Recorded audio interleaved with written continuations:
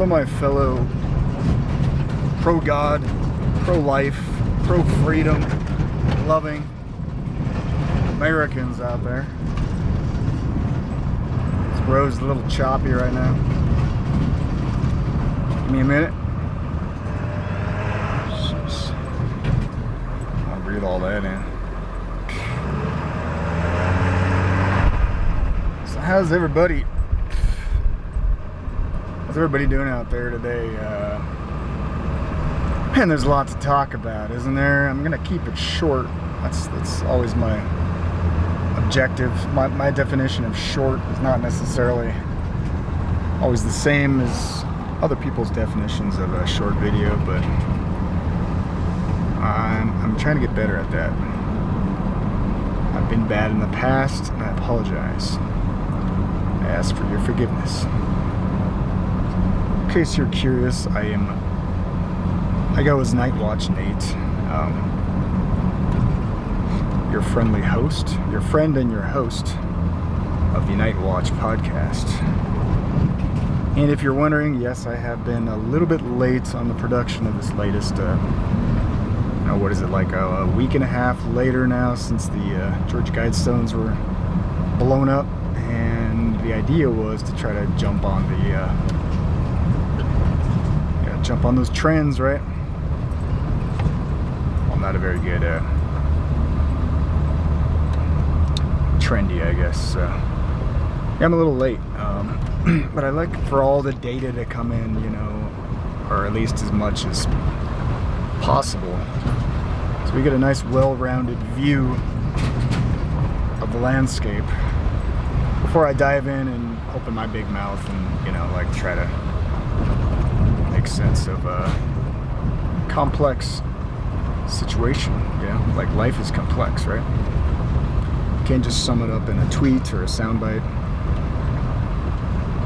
Sometimes you can, just in a real knee-jerk, reactionary kind of sense. Like recent meme going around the internet, Joe Biden just touched down Air Force One in Saudi Arabia. And of course he falls down the staircase like a rag doll, and that's a pretty visuals are pretty powerful. I think that's a pretty accurate statement, a representation of this rag doll of a president we have. Now that doesn't mean that you still underestimate his handlers, right? The key is you don't underestimate the puppet's handlers, puppeteers, his cabinet, the true kings behind the curtain, you could say, who prop up these little token candidates that we get to choose, pretty much like the pigeon experiments, right, with the red button and the green button, and if you peck the right button, sometimes even in the right order, right amount of pecks, and they drop a little bird seed down for you. That's essentially the extent of our free choice as a democracy. That's what we've been given, right? That's what we've inherited, I guess. And that's why I get a little cynical about politics. In any case, there's a lot going on, man. Like, I find some of these hearings on actually the Roe v. Wade decision, I find a lot of these hearings, I'm not listening to too many of them because I can't really stomach that much, but some of the little, sound bites that I see on the Twitter sphere or whatever, YouTube, wherever, are pretty interesting, actually. Like, some of these questions, we've never been able to have this debate until now, I guess, because of that Supreme Court ruling making it a constitutional right.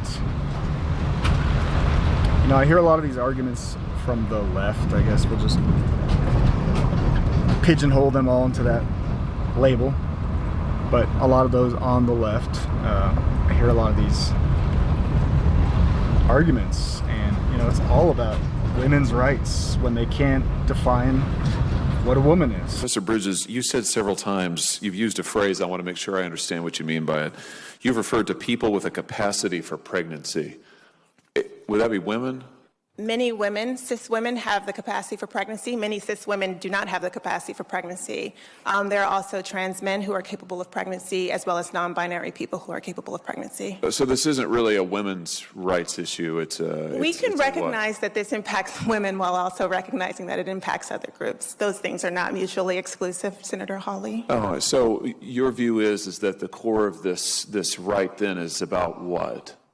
So I want to recognize that your line of questioning is transphobic, and it opens up trans people to violence by not recognizing that. Wow, you're saying that I'm opening up people to violence by asking whether or not women are the folks who can have pregnancies? So I want to note that 1 out of 5 transgender persons have attempted suicide. So I think it's important because of my line of questioning? So we can't talk about it? Because denying that trans people exist and pretending not to know that they exist I'm is denying that trans people exist by asking you if you're talking about women having pregnancies? Do you believe that men can get pregnant? No, I don't think women can get So pregnant. you are denying that trans people exist? And that leads to violence? Is this how you run your classroom? Are students allowed to question you? Absolutely. Or are they also treated like this, where No, they're they're told allowed that to they're question me. opening up people to violence? We have a good by time in my questioning? class. You should join. Oh, I bet. You might learn a lot. Wow, I would learn a lot. I've learned a lot just in this exchange. Absolutely. Extraordinary. Yep. And it's all about making the life of the, how they define it, pregnancy capable or pregnancy. I don't know how they define things anymore. I can't keep track, but basically of a woman capable of pregnancy, how they make her life better. I believe that we ought to create the conditions under which people can lead lives that are filled with dignity and humanity. And that to means being your able way to, of thinking, that happens when more black babies are aborted. I believe, I love black people with the capacity for pregnancy. I think they have agency, they have intelligence, they know what is best for themselves, and I would love to create the conditions under which they can live lives that are filled with dignity and humanity. And do you think a baby that is delivered alive has value? Yes. Do you think that a baby that is not yet born has value? I believe that a person with a capacity for pregnancy has value. They have intelligence, they have agency, they have I'm talking about the baby. And I'm talking about the person with the capacity for pregnancy. You're not answering the question. I'm asking. I'm answering a more interesting question to me. Do you think that a baby that is not yet born, let's say the day before this mother delivers, do you think that baby has value? I think that the person with the capacity for pregnancy has value, and they should have the ability to control what happens to their lives. Well, and I just note you refuse to answer the question. It seems to me that you're advocating for abortion at any time, for any reason, at any point during a woman's pregnancy. Is that correct? What I'm advocating for is for everyone to have the right to determine what's best for their life, their body, and their future. At any time, at any point in the pregnancy. Is that correct? I'm advocating for everyone to have the right to make the personal decision about what's best for their life, their body, and their future. Everyone should have that right. Do you not understand my question? My question is, are you advocating that there's a right to abortion at any time, for any reason, at any point during a pregnancy? I'm not sure if you understand my answer, but what I'm saying is that I understand that you're not answering the question. Then and what amazes me is the advocacy for unlimited abortion rights, where there is zero value placed on an unborn child. But they don't want to assign the same kind of rights to a child, even in some cases, like they're trying to do in California. A child that has already been born, left to die. As a matter of fact, here in California, there's a law that's about to be passed called AB 2223. And this law basically will allow, as a woman is in the midst of a chemical abortion and she delivers a baby alive on the floor at any stage of pregnancy or in a hospital, that baby, if this law is passed, has the ability to be born alive and left to die. No matter what, a baby in the womb or outside of the womb has value. And we are not just talking about the value of a life in the womb right now. We are also talking about the value of a life in California after it is born and allowing it to die up to 28 days after birth. You know, it's a pretty, I've always seen abortion as it's a pretty touchy topic, isn't it? And, you know, there are some extreme cases, right? And they love those extreme cases. They just blew up all over the national news about the 10-year-old rape case where this girl had to go, I think it was in Ohio, where she had to go to another state in order to get an abortion. Yes, there are some really hard questions when it comes to an extreme case like that. I find it fascinating how, you know, some of these bobbleheads, like these thought bimbos on The View, can cover a topic like that with these blinders on, as they do, and only talk about the abortion issue when, in fact, the guy who raped the girl was an illegal immigrant from South America. Oh, but they're all just, you know, like angels coming across the border, right? Let's just flood the borders with anybody and everybody who wants to break the law by coming into this country, right? So, yeah, there are some extreme cases where it's a really tough call. And as much as I'm against the abortion issue, you know, if it's something like that, a raped young girl who, for one thing, her life in that special case scenario, her life is probably at risk trying to have that child, right? Roll up my windows a little bit. Yeah, a girl that young should not be having a child. So you could use the argument that her life is at risk by going through that abortion. So, you know, on some level, the lesser of two evils. Yeah, okay, right? Early on, early pregnancy.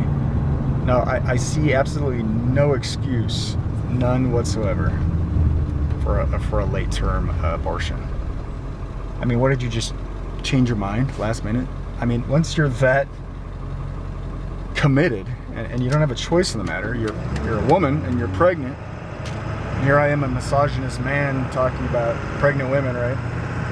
Well, it's a human issue, because that baby, if we can't protect the most vulnerable members in society, and yes, that's a human being growing inside of you. Now, there are stages where you might say, you know, I mean, it's pretty obvious when the thing has a brain, right? It's a human brain growing in there. But, you know, there are a few exceptions that you're like, well, that's a tough call. Maybe we should make that exception. But those exceptions make up, like, man, my guess is probably like 5% of abortions right now. The rest are just irresponsible young women that don't want to be responsible in life, don't want to own up to their own decisions, and so the system has made it really easy to be a baby killer, and that's basically what you are. And you got the left right now, like cheerleading, right? Like a pack of hyenas, right? Over a injured gazelle. In Massachusetts right now, those crisis pregnancy centers that are there to fool people who are looking for pregnancy termination help outnumber true abortion clinics by 3 to 1. We need to shut them down here in Massachusetts, and we need to shut them down all around the country. You should not be able to torture a pregnant person like that. Not ever. No. So say it with me. We are not going back. We are not going back. Not ever. Not ever. Not ever. Not ever. Not ever. Not ever. They're cheering baby killing. And I mean, if that's going to be your platform, you know, the more I hear from them and their illogical arguments and their inability to form an argument, to define even the most basic words like woman, you know, are you saying that men can't have pregnancies? That men can't get pregnant? Yeah, that's what I'm saying. Yeah, it's like grade school biology.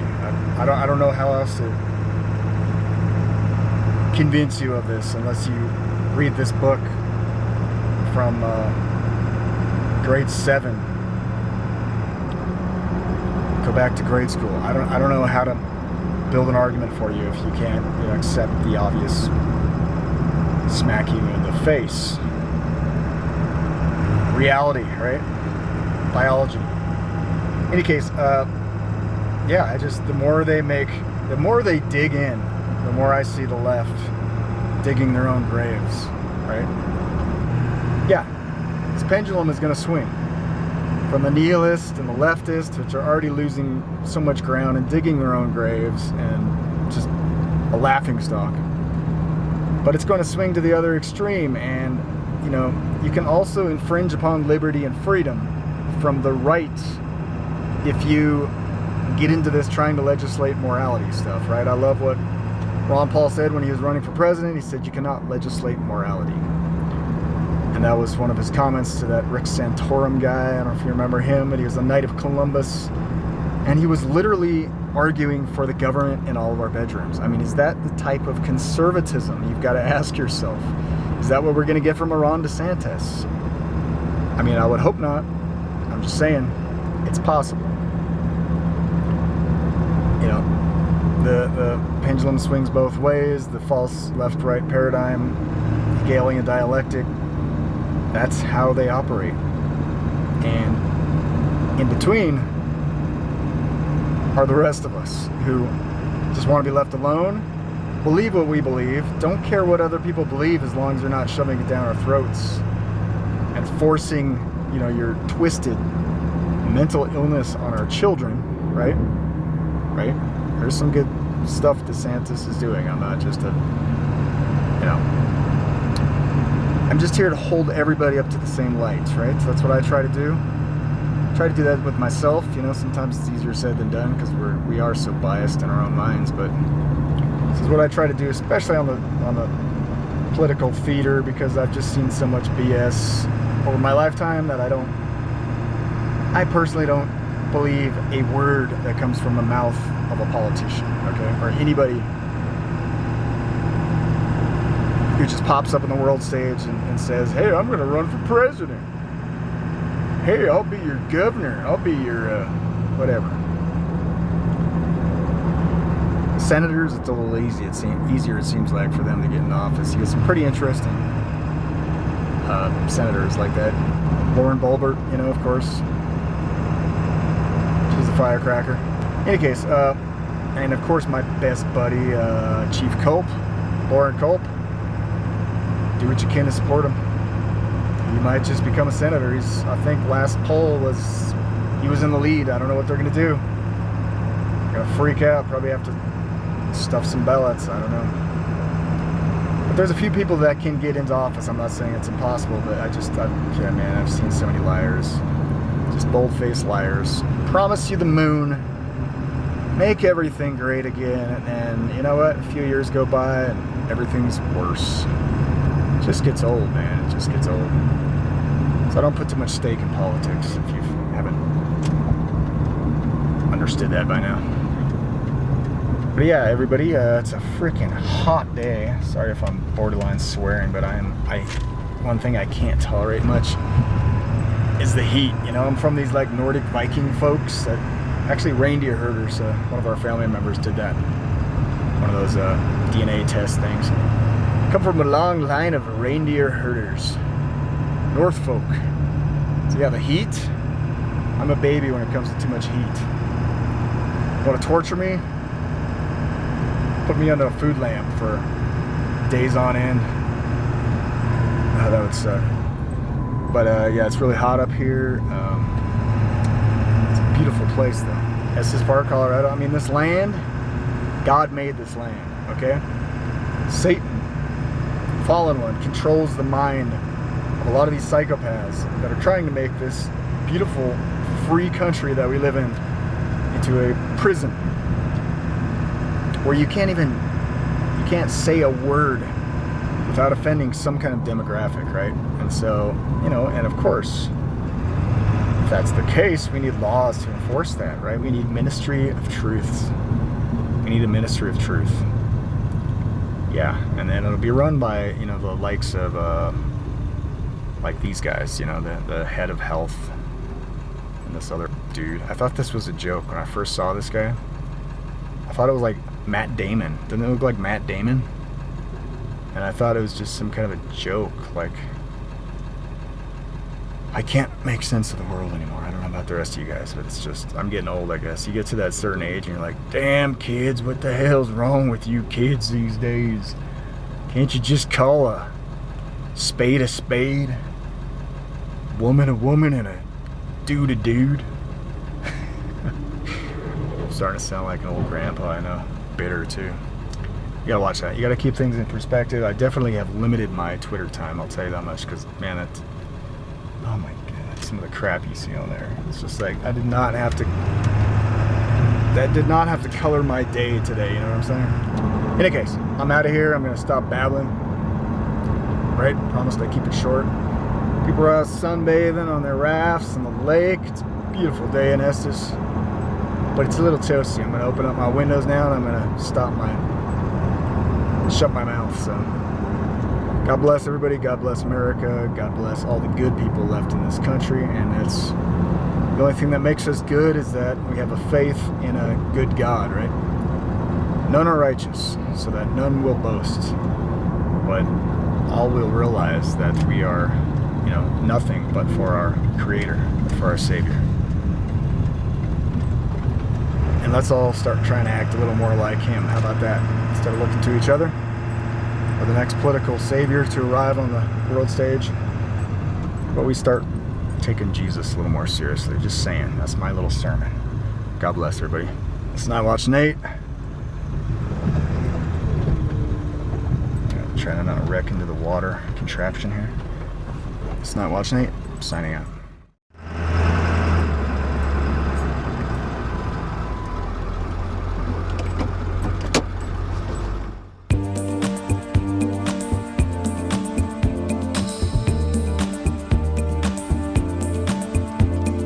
This is not America. Sha-la-la-la-la. Little piece of you.